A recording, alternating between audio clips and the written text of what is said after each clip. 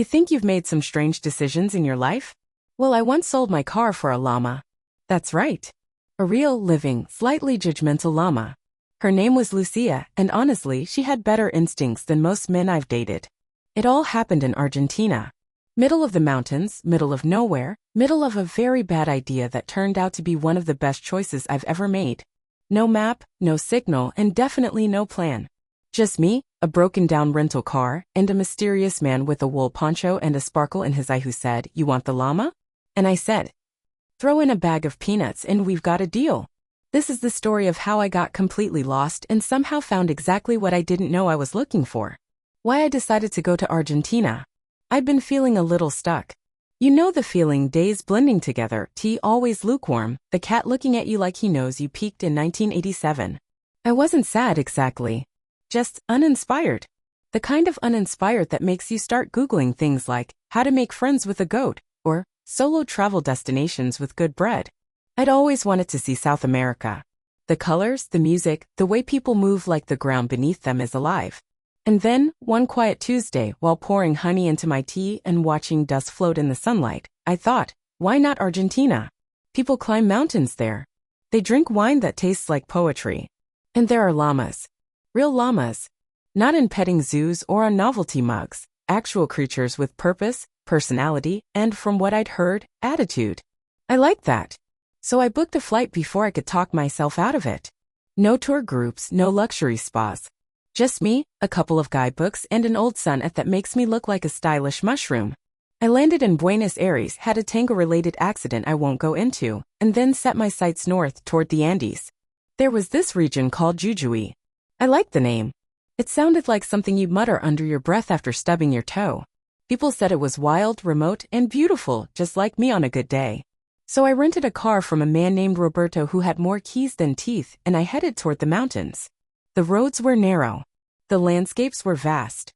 And the GPS clearly had unresolved issues because it gave up about 2 hours in. I didn't mind.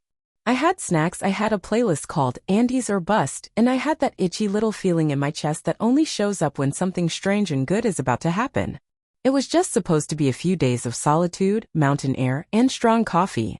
I didn't plan on meeting a man with a llama. Or trading a car for it. But that's the thing about inspiration, it doesn't come knocking. Sometimes it comes spitting.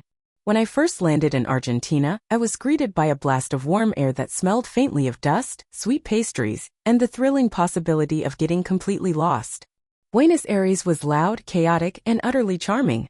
Taxis honked like they were in a musical, people kissed each other on the cheeks like they'd just won the lottery, and the coffee? Strong enough to bring a statue back to life. I spent a few days wandering the city in my sun hat and orthopedic sandals. I danced badly at a street market, don't ask, drank wine in the middle of the afternoon, no regrets, and got my fortune told by a woman who kept birds in her purse. It was marvelous. But after a while, the noise of the city started to buzz in my ears. I needed something different. Something wider, wilder, with more sky and fewer tourists holding giant cameras and mispronouncing gracias. That's when someone at a cafe whispered the magic word, Jujuy. It's like a dream up there, the waitress said, pouring my fourth coffee of the morning. Big mountains. Llamas. Silence. So I bought a car from a man named Roberto for a very cheap price who seemed trustworthy enough, though his mustache twitched every time I asked about the brakes. The car, a small silver, slightly dented hatchback, smelled of onions and old cologne. I named her Gloria. Gloria and I set off north into the mountains. The further we drove, the more the world began to stretch. The landscape unfolded like a book written by the wind. Sharp cliffs, winding roads, cacti like green exclamation marks. Villages appeared and vanished like secrets. I passed a man herding goats, a woman selling oranges out of a bucket, and a small boy holding a chicken like it was his most trusted advisor. I was enchanted. Somewhere between Purmamarca and Tilcara, I realized I hadn't seen another car in an hour. Just birds, sky, and a dog with a limp who trotted alongside the road for a while, keeping pace like a quiet companion. The sun was high. My playlist was a mix of tango and 80s pop. I was alone, happy, and slightly sunburned. Life was good. Then it happened. First, a small cough from the engine. I frowned. Gloria coughed again, louder this time, followed by a clunk that sounded very final. Then steam. Not dainty steam like from a teacup. No. This was aggressive, full-bodied, angry steam. I pulled over just in time before she gave up completely. I got out and looked around. Nothing. No houses, no shops, no friendly gauchos offering directions. Just mountains, cacti, and one very unimpressed-looking dog sitting on a rock, watching me like I just failed a test I didn't know I was taking. I tried the engine again. It made a sound like a blender full of coins, then silence. I opened the hood. Steam greeted me like an unwanted houseguest. I don't know much about cars. I once broke a toaster just by looking at it the wrong way, but I knew this wasn't good. I reached for my phone. No signal. Not even a flicker. So I did what any sensible woman would do in that moment. I took off my shoes, sat on the hood of the car, and muttered, "Well, Margaret, you've really done it this time." And the dog, bless him, sneezed like he agreed. I was sitting on the hood of Gloria, wondering what kind of karma I had accumulated to deserve this particular situation when I heard footsteps. Slow, deliberate, crunching the gravel like they knew they were walking into history. I turned my head, squinting into the bright sun. And there he was, a man who could have stepped out of a postcard from 1950. He was tall, with thick black hair, a weathered face that seemed to have seen more sun than a sensible person would ever agree to, and a poncho that looked like it had been passed down through generations. He wasn't wearing a hat, which, considering the heat, seemed both brave and foolish. But he wasn't sweating. I, on the other hand, was melting in the midday sun. He had a calm, measured gait, as though walking in the mountains was as routine for him as breathing. And then I noticed it. Following behind him in the most majestic and awkward way possible were llamas. I'll admit it, at first I thought I was seeing things. You know how sometimes your brain can't process what it's looking at and it takes a second to make sense of it? Well, my brain was currently registering that I was in the middle of nowhere, my car was dead, and a man had just appeared out of the desert with a llama. It was all too much.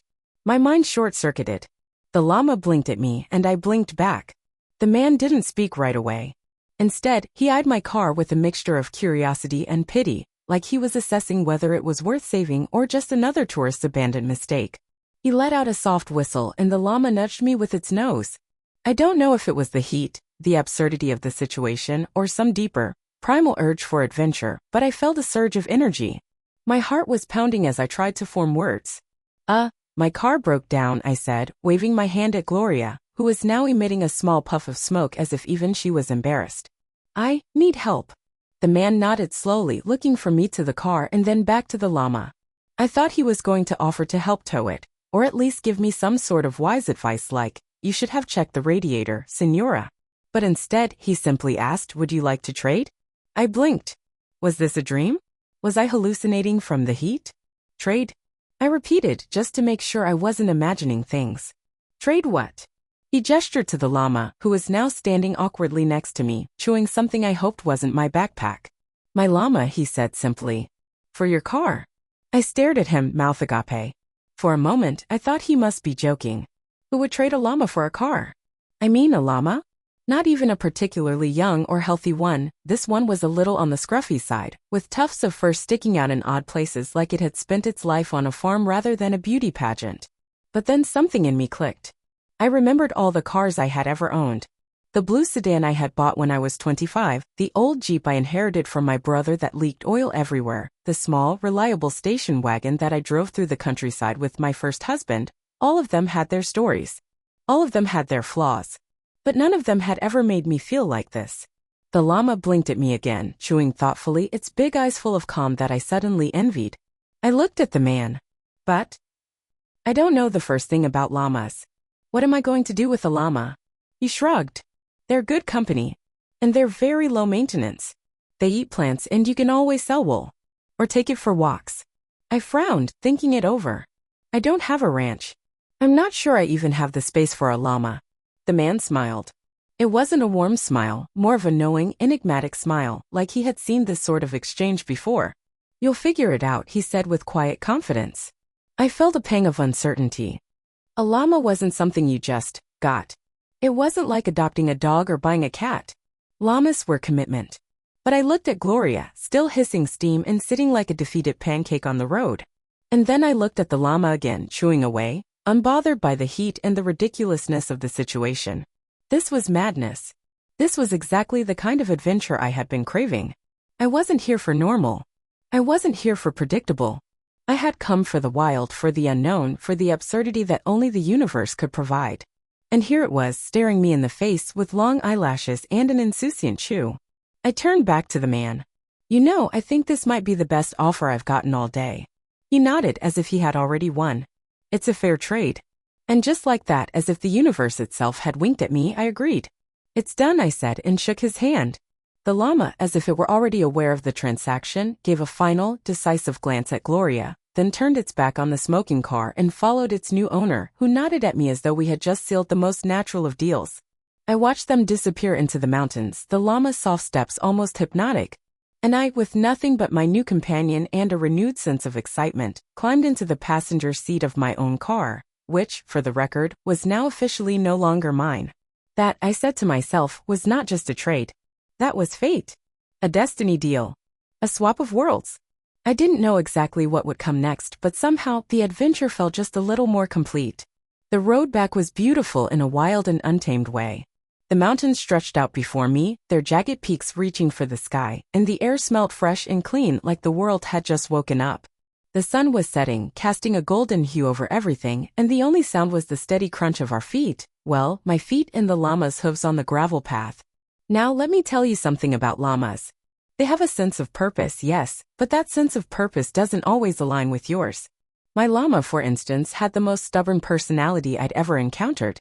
Every time I tried to gently nudge her in the right direction, she would stop, stare at me with those big, soulful eyes, and then go in the exact opposite direction. I tried talking to her. "Come on, girl, this way. We've got to make it back to town before dark." But the llama wasn't having it. She snorted, turned her back to me, and proceeded to graze on something that looked suspiciously like a cactus. It took a few hours before we finally got into a rhythm. I walked alongside her, and she, surprisingly, began to follow. I didn't know much about llamas, but I had learned from my years of dealing with stubborn people, and occasionally my own relatives, that patience was key. We made our way through the mountains, taking in the sweeping views. The colors of the landscape changed with every step we took, from deep reds and oranges to softer purples as the sun dipped lower. It was serene, almost magical, and for a moment, I felt like I was the only person on Earth, and I was sharing it with the most reluctant, yet somehow determined, travel companion. By the time the sky had turned dark, we came across a dilapidated barn.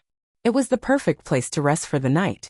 The air inside was musty, but it offered shelter from the chilly mountain night. I set up a small camp, pulling out a tin of cookies from my bag, an essential in any emergency situation. I sat down, breaking the cookies in half and offering some to my new companion. She took them with surprising grace, even though she had earlier been so stubborn she wouldn't follow me. We both ate in silence, enjoying the quiet of the night. As I finished my last bite, I heard a rustling outside the barn. I peered through the cracks in the wood and saw a pair of glowing eyes staring back at me. A raccoon, or perhaps a couple, had ventured out to investigate our camp. Now let me tell you, I wasn't about to let some cheeky raccoon steal my cookies. I grabbed a small rock and tossed it near the barn door, hoping to scare them off. The llamas, however, had a different idea. With a sudden, dramatic thwack, she spat in the direction of the raccoons. Now, llamas don't just spit for fun, mind you. They spit when they're agitated or annoyed. I'm pretty sure she didn't like the idea of sharing her space with any other critters, even if they were smaller than her. I laughed, more out of sheer amusement than anything else. And in that moment, it felt like the llama and I had formed some sort of strange bond.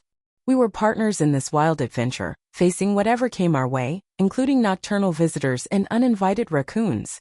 That night, after the excitement had died down, I sat by the barn, humming a lullaby I used to sing to my children.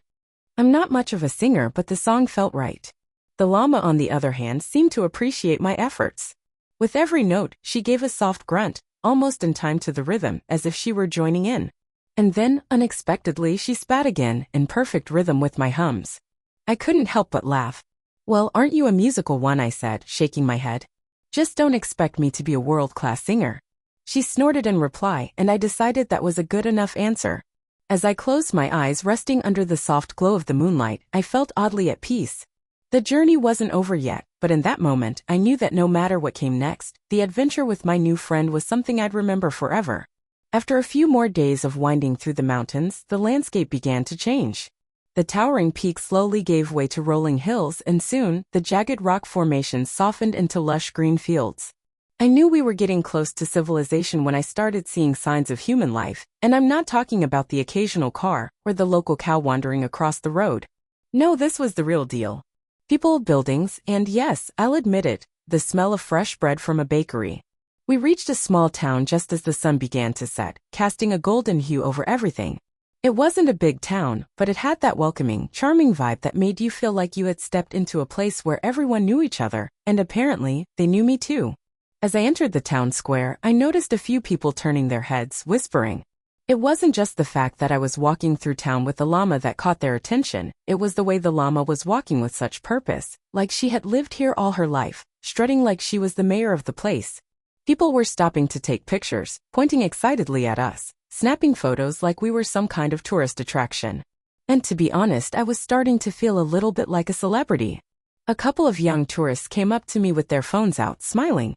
One of them said, "Is this the senora who came down from the mountains on a llama?" I gave a modest smile, though inside I was thinking, oh boy, here we go. "Yes, that's me," I said with a chuckle, trying to sound casual. Another tourist, a man with a large camera, asked if he could take a picture of me and my llama. Of course I agreed, and before I knew it, I was posing in front of the town's fountain with my trusty, stubborn companion, Gringa Express, as I'd come to affectionately call her. Now I'm no stranger to a little attention, but this was something else. I felt like I had become the star of the town, and the llama was the sidekick who had stolen the show. As I walked through the market square, people began calling out, "La Senora con la llama," the lady with the llama. And I swear, every time someone said it, Gringa Express would flick her ears and walk a little taller, almost as if she was in on the joke. The local market was bustling with life. Stalls overflowed with colorful fruits, fresh flowers, and handmade crafts. The scent of spices and grilled meats filled the air. People were stopping by to ask me about my journey, marveling at the fact that I had crossed the mountains with a llama. And every time someone asked about my adventure, I couldn't help but laugh. This was certainly not how I imagined my return to civilization. I came to Argentina seeking adventure, but I had somehow stumbled into stardom, at least for a day or two. And then, as if I wasn't already surprised enough, I overheard a conversation between two old women who were gossiping near the fruit stand. "Did you hear? The lady with the llama is the senora who came down from the mountains," one of them said, her voice filled with awe. "I heard she traveled all the way through the hills with it. They say she even sang to it." I raised an eyebrow, and with the most playful smile I turned to them and said, "Well, that's me indeed." And we made quite a pair. One of the women chuckled, "I think the llama's name should be Gringa Express. She sure knows how to travel in style."